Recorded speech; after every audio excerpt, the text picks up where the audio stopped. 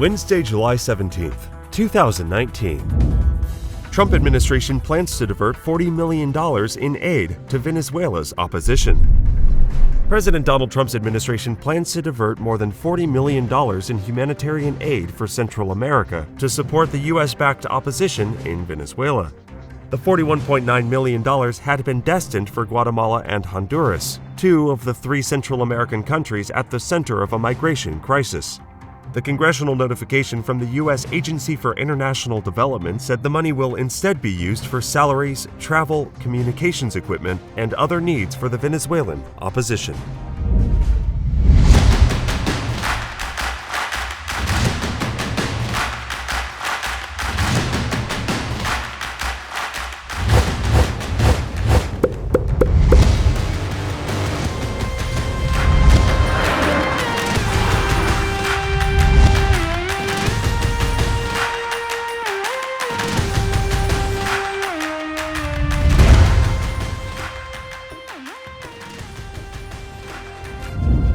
A small oil tanker from the United Arab Emirates traveling through the Strait of Hormuz entered Iranian waters and turned off its tracker on Sunday.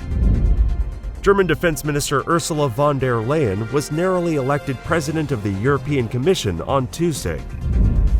An alliance of Meretz, Labour, and Ehud Barak's Democratic Israel would not change the electoral balance between the center-left and the right wing.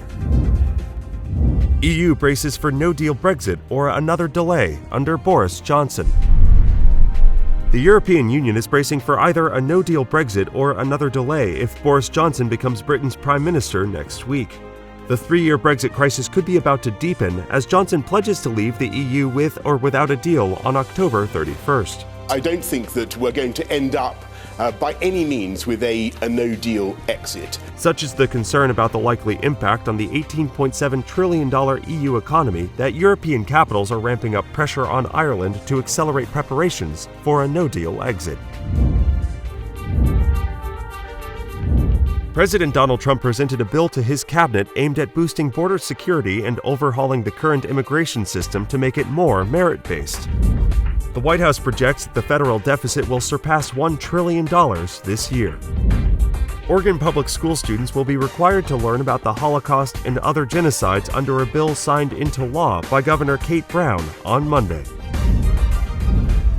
House condemns Trump's attack on 4 congresswomen as racist.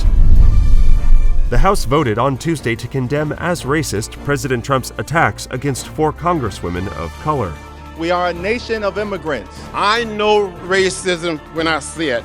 Telling 4 members of this body to go home because of where you believe they are from is racist. The measure, the first in more than 100 years that the House has approved that was aimed at rebuking the president, passed nearly along party lines, 240 to 187. Only 4 Republicans and the House's lone independent voted with all Democrats to condemn the president.